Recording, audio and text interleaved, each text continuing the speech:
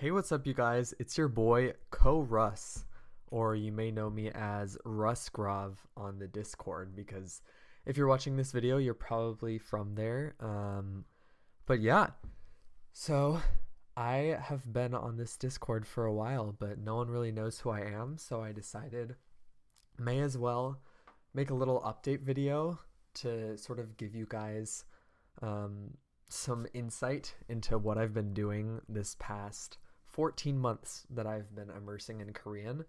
And yeah, just give you a little bit of insight into things, give you a little bit of background on me, how I got interested in Korea and learning Korean, and how I started immersion learning and that sort of thing. I hope this can be helpful to people who are sort of just getting into this whole thing. And yeah, I think I'll just get right into it.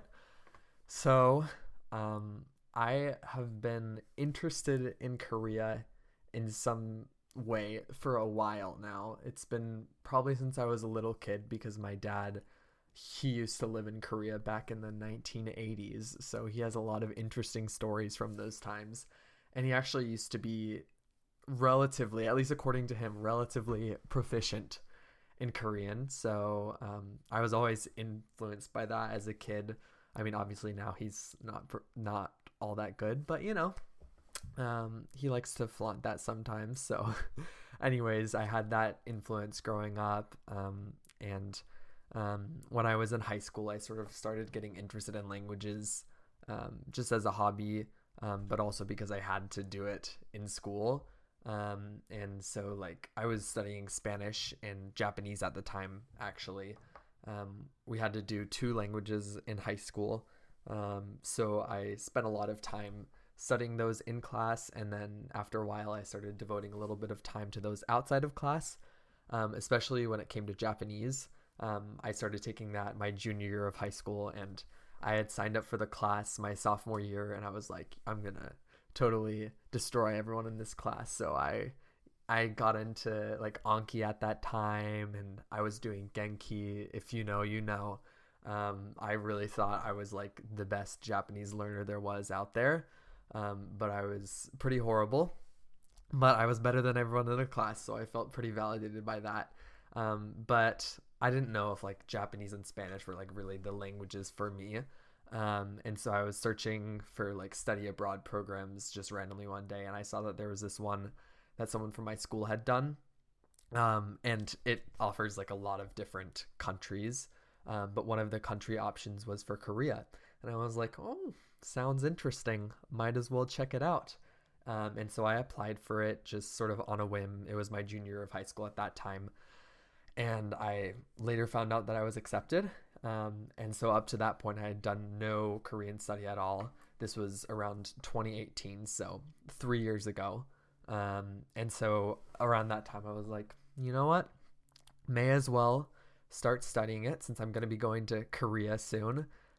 So this was like around 3 months before that study abroad program. I started to study Korean just a little bit. I learned the alphabet. I got some textbooks, the integrated Korean textbooks, which I still have with me to this day. They're not, they weren't, necessarily the greatest thing to start off with, but, in terms of traditional study, it was pretty good. I listened a lot to the Talk to Me in Korean podcast. Basically did everything that immersion learners tell you not to do. And I didn't really make a ton of progress, but I think I probably had gotten to the point where doing all of that alongside a little bit of Anki, I knew like a few hundred, maybe even like up to 1,000, but I don't know if I would be that confident in myself. But a good number of words before I went to Korea. And while I was there, it was just like a short summer, like 6 week study abroad program. And I probably learned, maybe a few hundred more words through that. But ultimately, my Korean was pretty bad the entire time there. And when I got back, because you can't expect to learn much of a language in that short of an amount of time. But I did it. And that really sparked my interest in Korea, and really got me, some connections to people in Korea, and sort of gave me like a feeling of duty that like, oh, now that I've done this, I have to get good at Korean. So that was really like the starting point for my study in Korea, in the Korean language. And after that, I got into like a little bit more self study, but it was my senior year and I was studying Japanese and Spanish at the same time because of my classes. So it was a little hard to fit everything in. So I kind of dropped it a little bit. Um, and then with like all the college applications going on, I couldn't really dedicate much time to it. But once that was all over, I got back into it probably this summer after I graduated from high school. And so it's been roughly 2 years since then. So you could say I've been learning Korean for a little bit over 3 years, but in reality, it's been like maybe 2 years and a few months. And when it comes to immersion learning, it's been just over 1 year. I just started it in June of last year. So before then, as I was going to college, I took Korean classes and I was doing some self study on the side. Um, Keeping up Anki. I still love Anki to this day. I've used it for a while.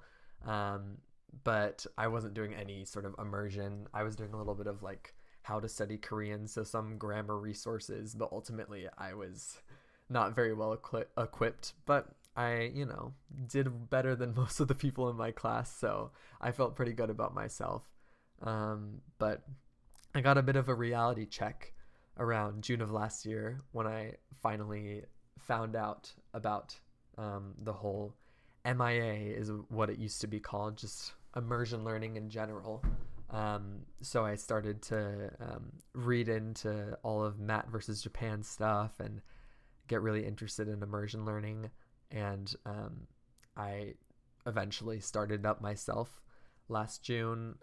Just minor. I did like maybe 2 hours or probably less a day for a couple months, but that really got the flame going in me, and I started doing more and more. And yeah, I am here now.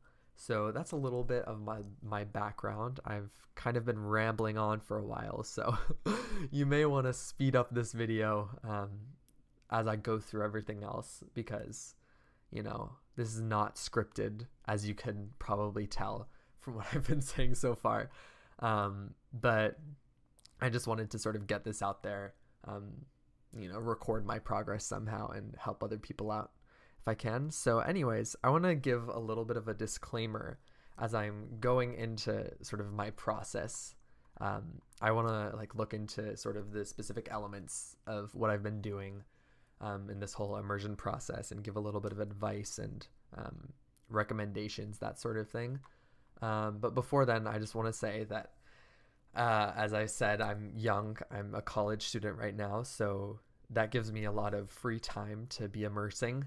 And especially because of Corona and me not having a job, I've had a lot of extra time to immerse over the past year. So that's really been helpful. And I know that there's a ton of people who aren't in that situation, and you're going to have a lot harder time fitting in immersion time. So understand that I've had a little bit of freedom to do that, which has helped in my progress. But at the same time, I haven't been like extremely crazy about it, though I'm becoming a little bit more so that way recently. But in addition to that, I think I also, just because I have studied other languages before, even though I didn't really get great in them, I feel like I have a little bit of a natural tendency of learning languages. I feel like I have a pretty decent memory. So that helps a lot in this whole process of, absorbing thousands and thousands of words. And also before I immersed, like I said, I had been taking classes for a while. I was in second year Korean, my freshman year. And I took third year Korean last year as I was going through the whole immersion thing. So now I'll be taking fourth year this year. But that's really helped like establish sort of a grammatical foundation for me. And I know a lot of people don't have that sort of structure outside of their immersion routine. So definitely try to look up grammar resources on your own if you haven't really built that foundation. But I didn't really need to do much of that. I mostly just focused on the two big things, which are reading and listening, and supplementing that with Anki. So anyways, now that I have that out of the way, I want to go into the big three things that I see as a part of a immersion routine, which are Anki, which I'll just gloss over for a bit, reading and listening. So for Anki, like I said, I've been doing it for quite a while, and I'm sure if you're watching this video, you know what it is. But if not, Anki is a spaced repetition system that uses flashcards that you've created in order to memorize vocabulary in the most efficient way possible. And I'm a huge fan of it. I've accumulated my longest streak so far, which is 500 days. I think I'm now at like 520 or something, but I'm pretty crazy about it. So I think it's definitely been a super useful tool in the whole immersion process for me. And I don't think I'd be anywhere close to where I am right now without it. I think in a general sense, it's a really good way to keep a sense of routine, because a lot of times doing immersion, you can feel really lost in the content that you're immersing in, and like you're never going to be making any progress. So Anki is a great way to sort of quantify the progress that you've made and the hours that you've put in. But I don't think it's the end all be all, because I had used it for quite a while before I immersed, but did not really make that much progress. I did like accumulate a decent vocabulary because of it, but if you just have random words, that doesn't really help you in like the actual understanding of the language until you've seen those words in context multiple times. So yeah, I think it's an important tool, but you don't need to focus solely on it or put so much effort into it. I think maybe 1 to 2 hours a day maximum is what you should be using for it, depending on how much time you're putting into other forms of immersion. And I know plenty of people who haven't even used Anki at all and have made progress, but I'd say it's better to use it even just a little bit than to not use it at all, just because of how easy it makes it to learn a lot of vocabulary. And I know one question that a lot of people have in terms of Anki is how many new cards I should be doing. And I think that's definitely something that you should experiment with yourself to see. Because I know a lot of people have used only 10 new cards. Like Matt versus Japan, he used only 10 cards pretty much the entire time of his immersion process. And he made, he got a bigger vocabulary than most natives in Japanese. I followed that for a while. But I found that recently, with all the free time I have kind of have just wanted to make more new cards. So I've bumped it up to around 25, and that can be a little bit of a burden, but personally, I don't think it's been too harsh for me. It usually ends up being a little bit less than 200 reviews a day. So it takes me like maybe 30-ish minutes to review, and then like a little bit less than an hour probably to make cards. But I'm probably going to bump that down a little bit because I'm going to be going on vacation soon. And then once I go back to college, I won't have as much time to put into Anki. So I think it's good to sort of like adjust to the circumstances that you're in with your Anki reviews. Don't pile them on if you can barely fit in immersion time. But if you have a lot of free time, I don't see a big problem in investing extra time into it. And I don't really see a lot of people say like, every second you spend like making new cards in Anki is like wasted time. I don't see that, especially because sometimes I'll be like listening to Korean music or something passive in the background. But obviously it's nowhere close to as optimal as reading or listening. So yeah, temper your time in that way. And I think that'll help you make a lot of progress in the long term. So yeah, now that I got that over, time to get into the nitty-gritty of the two big portions of immersion, which are reading and listening. So I started off reading just as I started immersing last year in June, and I never used like any of the graded readers that I see a lot of people passing around, just because I literally did not know those existed. I do have like this Korean stories for language learners. It's like some folk tales that have like the English translation of the stories on the side. And I read like maybe 5 of those, but it was extremely boring. So I did not do any more of that. And I would not recommend that to people unless you like really are interested in folk tales. But from what I've heard, like the Yonsei graded readers and the other graded reader content is great. So use that if you need it. But if you don't feel like you need it, then I would suggest moving on to doing what I did, which is reading webtoons, which are a good way to get into reading because there's an image there. So it helps you understand the context, even if you can't understand what everyone is saying. And also, just because they're using a little bit more conversational language, that isn't to say that it's necessarily easy. I mean, even now when I read webtoons, I don't often understand certain words or phrases. So it definitely, it's a good way to start out, but it's not like super easy. But the fact is, no content that is made for natives when you start out is going to be easy. So you just sort of need to get used to the sense of feeling lost and not understanding anything, because it will get better. And getting into that habit early on will really help you in the long run to be able to consume content that might be a little bit confusing or above your level, because that's really important to build that skill up, to really reap the most in your immersion journey. But to be honest, I kind of got tired of webtoons after a while, and I only really read a few, which took me like a few months to read all the way through, though some of them had like 300 chapters or something crazy like that. So I don't really have the greatest recommendations, and I can't really remember exactly what it was that I read, but I can put that up on the screen, and maybe later on I can give some reviews of webtoons if people are interested in that. But I'm definitely not the expert on that, so don't quote me on that. So after a while, I moved on to novels, which I started reading around, I think, October of last year. So that was probably that would have been like, yeah, 4 months into my immersion journey, or right, a little bit less. And I don't think that's a realistic timeline for most people who are doing immersion learning. I think for a lot of people, it might take closer to like 8 to 12 months, depending on where you are in the process.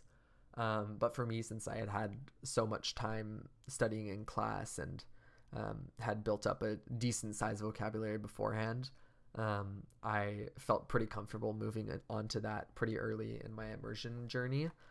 So the first book I started out with was The Hunger Games, and I really recommend that people start out with a book that you've read in English before that's been translated, because that familiarity really helps you get a sense of what's going on, even if you don't understand every word.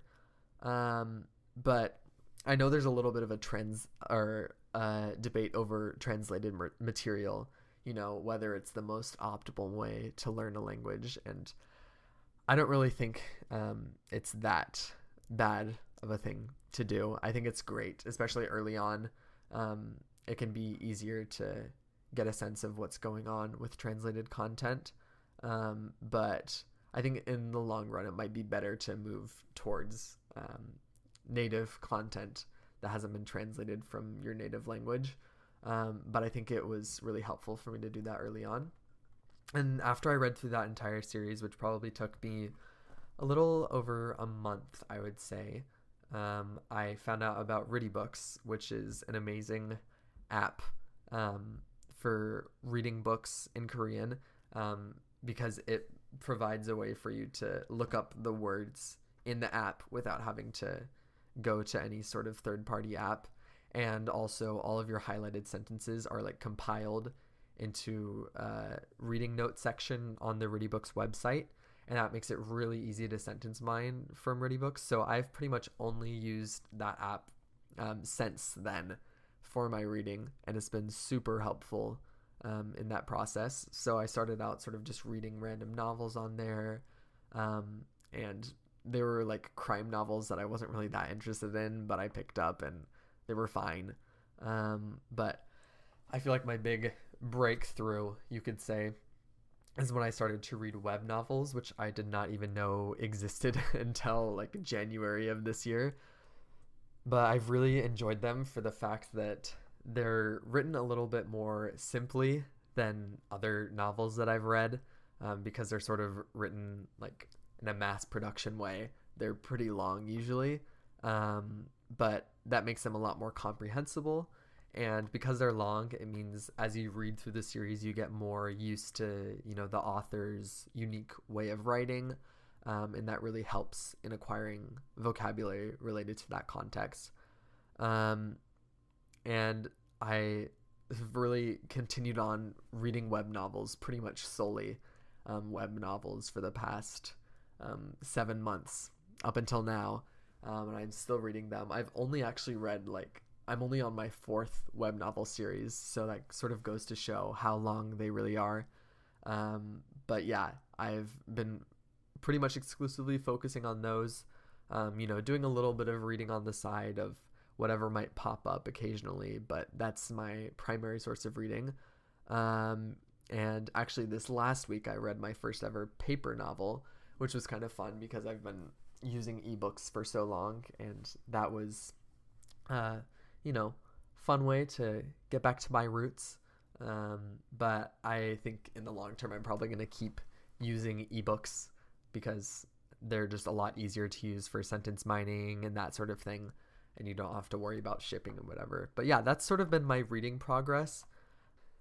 And to sort of encapsulate how much I've done, to give you a little bit of an image of my reading over the past year, I've read around 53 books as of October 2020, when I started reading, though that seems to be a little bit of a deceiving figure because 42 of those books have been web novels, and I mean they still count as books, but they're a little bit easier to read than your typical novels, so maybe knock that number down a little bit. But yeah, around 53 books in the span of, I guess, 10-ish months. Not bad, but I still see there's a lot of room for progress. I usually find myself highlighting around maybe a little bit less than 100 new words per web novel. Sometimes it can be a lot less and occasionally a little more, but I think that's a pretty good amount of progress I'm making. It seems to be a new word or so per every 2 or 3 pages. So it's showing me that I still have a lot of progress to make, but it's also been extremely validating to see how much I've been able to learn. And so I'm definitely going to keep this up. One thing I really want to do more of is incorporating other sorts of books in. So I'm wanting to expand more so into books about business or books about nutrition, other sorts of topics that I'm interested in that I haven't done a lot of immersion with, although a little bit on YouTube. So I think that'll be a goal of mine. And I think it's really important to sort of mix in different types of content because it can get a little boring to read web novels, which usually deal with similar subject material over a long period of time. So I think that's going to be an important foundation to me moving into other domains, is sort of including more nonfiction books. I have read a few over the past year, but they haven't really been a foundation of my routine. So yeah, that's a little overview of what reading has been like for me. There's still a lot of progress to be made, but I feel a lot more confident than I did last year. So it's been a really validating and extremely valuable way for me to learn a lot of Korean in a short amount of time. And I recommend that people dedicate a good portion, if not the majority of their time immersing to reading once you get to a more intermediate stage. I think it's more important to do more listening to get a sense for a language earlier on. And I still think it's important to include listening in your routine every day. But I think it's good to have a weighted, your ratio of reading to listening more so weighted towards the reading side of things, just because it usually is more productive in teaching you words, but it all depends on your goals. But now that I'm talking about listening, I want to get a little bit more into what the process of listening has been like for me. And I want to preface it by saying that I've always enjoyed reading more than listening. Ever since I was a kid, I always, read more than I watched TV and that sort of thing. So that's definitely carried over into Korean for me. Sometimes I feel like I'm wasting my time listening, which is never the case. It's always good to spend time listening and it's always going to be productive. But I just really had difficulty early on finding suitable listening material.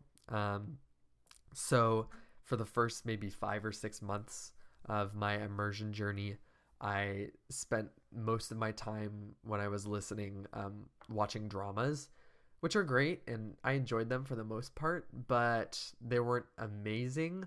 And just because I didn't really understand all that much of them, I kind of grew to resent dramas for that period of time. And I was sort of stuck in this frame of mind that dramas were like the only valid form of listening content, which was so stupid.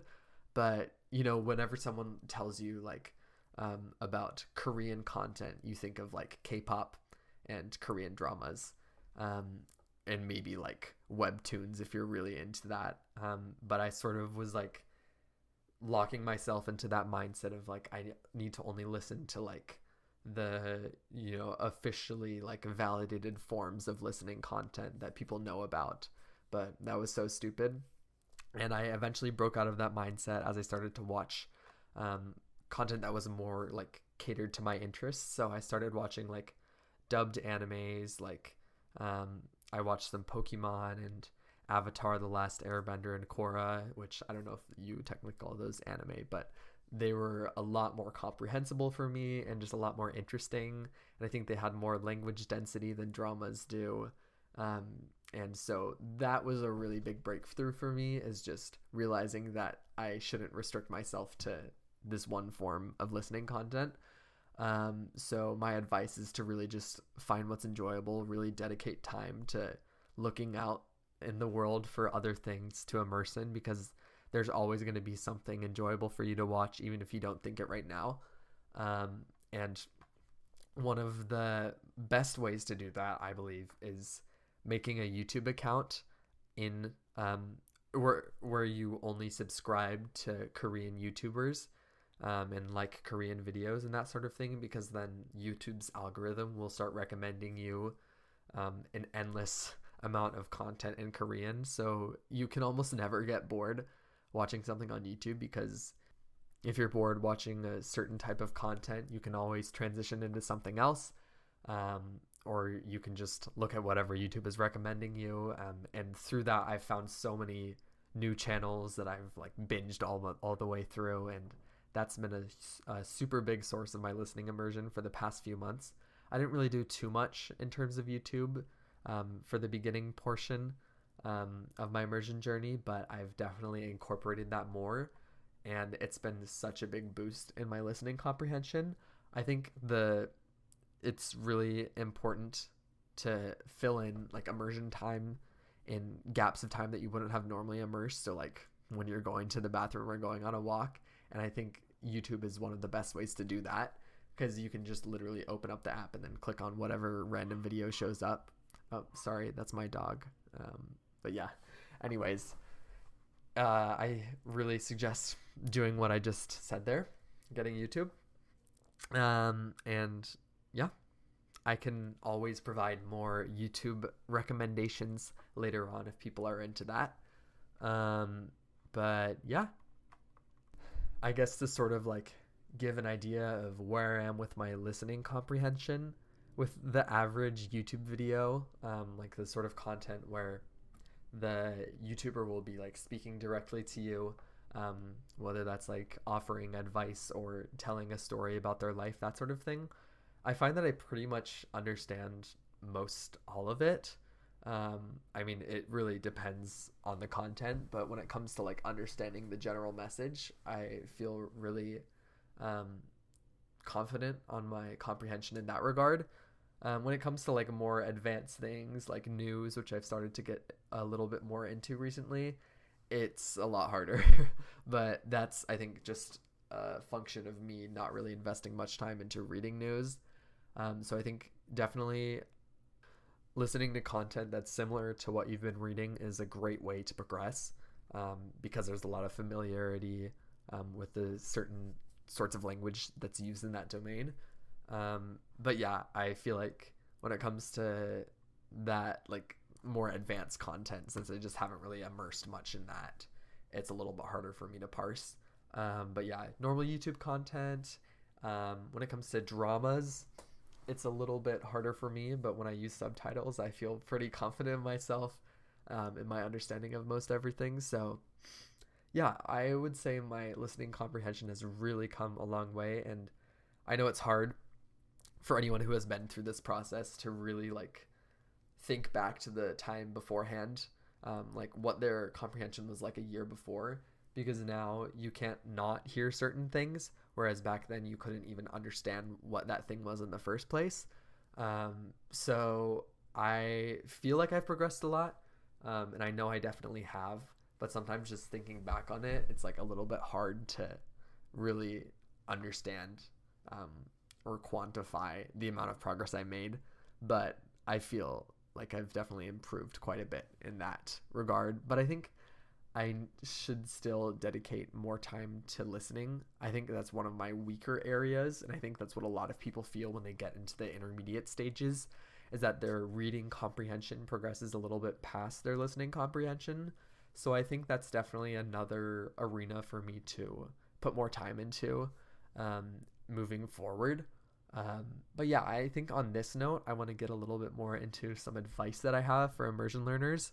I can put like timestamps in this video so that people will be able to choose which section they want to look into. But um, I want to get into a few main points that I think are important for people who are going to be investing a lot of time into immersion, because there's a lot of things that aren't mentioned, on the main websites, like Refold or whatever, about sort of what it's really like to immerse and spend multiple hours every single day doing it, because it's a really big life change and there's a lot of things associated with that you need to keep in mind. So one thing first I want to say is that I know a lot of immersion learners like to put in a lot of time and will really like cut out all other hobbies in their life and make immersion their number one priority. And I think if you're in a position to do that and you feel like you can sustain that in the long term, then absolutely do that. Go you. You're definitely going to make very rapid progress. And I wanted to be that person, and I still feel the desire to be that person all the time. And I feel like in a sense I am that person, but I'm also, every day I think of the ways that I could be immersing more, and how, I wish I was a little bit more engaged in content, when the reality is that we all have our own lives and we have people that we're living with that we need to spend time with. We have jobs or schoolwork that we need to do. We have our health to take care of, and other aspects that can't really be neglected unless you're obviously in a position to do that.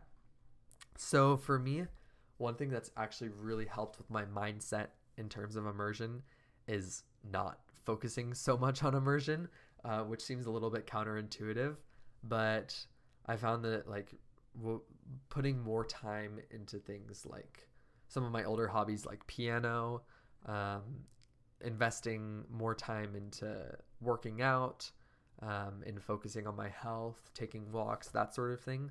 It's really helped holistically in the process of immersion, really get into a better mindset about everything.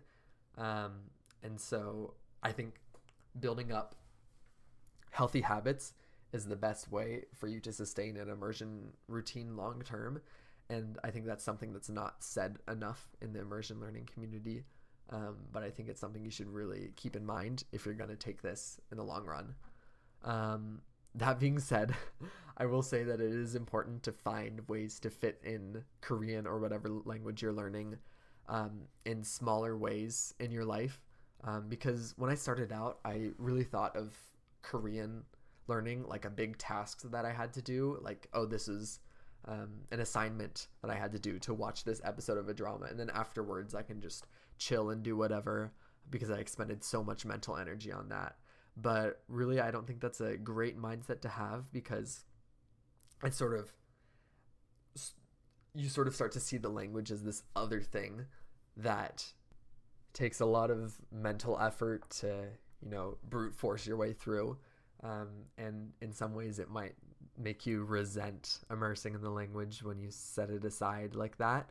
And so I think the best way to sort of combat that mindset is to really reduce the friction between you and the other language. So for me, that means immersing more on my portable devices. I used to only really immerse on my laptop, but I found that I can do the exact same thing on my phone, which is obvious. Like anyone would know that, but I think I was always comforted by the idea that, oh, if I don't know something, I can pause it on my computer and type it up a lot faster than if I was on my phone and I have to switch through apps, which is also fake. But yeah, I think just like whenever I used to go to the bathroom, I would just immediately like go onto Reddit or look at TikTok. And now I'm like, oh, I can just go onto Korean YouTube and spend my time in the same way. I know it sounds so stupid, and I'm sure plenty of people out there are already doing that. But I think it's something to consider if you're someone who struggles to fit in immersion time, or even if you are doing a lot of immersing, you're someone who maybe discriminates immersing from like your regular daily routine. I think it's important to just fit it in any way that you can, and that will really aid your progress in the long term. Another point that I want to make is I think it's really important to diversify your immersing routine. I definitely see the value in things like finding a domain and really focusing down on it. And I think I'm sort of a prime candidate for doing that now that I feel pretty comfortable with most like everyday common speech. But at the same time, I found that if I focus too much on a specific form of content, I can really easily burn out and lose interest in not only that form of content, but just the Korean language in general, which is not healthy. So I think it's important to really just find a lot of alternatives if something isn't working out for you, and really go by how you're feeling in the moment. Like, decide that if something is not interesting, just stop immediately and go to something else rather than pushing through, which is something that I'm guilty of doing a lot because I've pretty much read everything I've started all the way through, even if I kind of started to hate it. So don't do that. Definitely be a lot more picky about your content, and that will serve you really well in the long term. And on that note, another thing that I think is really important to do is to set aside extra time to research content that sounds interesting to you. Because I think one of the biggest impediments, if not the biggest impediment to long-term success in learning a language, is your interest level in learning the language. And I think that's the main reason why people drop off, is because they get tired of this content that they're immersing in. So I think definitely allocating more time to that is something that I should do as well, because I don't do that as much as I should. But every time I do it, I feel like it's really served me well. Because even with 30 minutes, you can download for yourself hours and hours of content that you can enjoy later on. So I would really recommend doing that. Stay active in the Discord servers if you have one for your language, and take other people's recommendations, because that's going to serve you really well in the long term.